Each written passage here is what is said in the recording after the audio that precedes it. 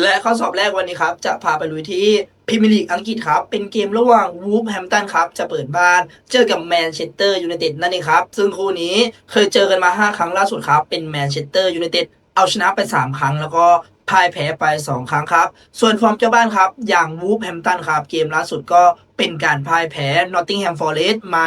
1-0ครับหลังอันดับที่20ในตารางครับแม่บอกเลยว่าผลงาน5เกมล่าสุดนั้นไม่สามารถเอาชนะใครได้เลยครับถึงแม้เกมนี้เล่นในบ้านก็จริงครับแต่เชื่อว่าเกมรับของพวกเขานั้นค่อนข้างจะถอดถอยลงไปเยอะพอสมควรครับเกมนี้ครับพวกเขาจะมีไม้เด็ดออกมาใช้หรือเปล่าครับสำหรับเจ้าบ้านอย่างวูฟแฮมป์ตันครับส่วนทีมเยือนครับอย่างแมนเชสเตอร์ยูไนเต็ดครับเกมล่าสุดก็เป็นการเอาเสมอเวสต์แฮมมา1-1ครับหลังอันดับที่8ในตารางครับแม่ผลงานในช่วงนี้นั้นก็ผัดแพ้ผัดชนะมาบ่อยครั้งครับเกมนี้ออกมาเล่นนอกถิ่นครับมองว่าไม่ประมาทอย่างแน่นอนครับจะเป็นการจัดผู้เล่นชุดหลักลงประเดิมสนามเต็มที่ครับมีโอกาสบุกมาแชร์แต้มหรือสามารถเอาชนะได้เลยครับสำหรับทีมเยือนอย่างแมนเชสเตอร์ยูไนเต็ดครับเพราะฉะนั้นคู่นี้แมนเชสเตอร์ยูไนเต็ดสอบได้ครับ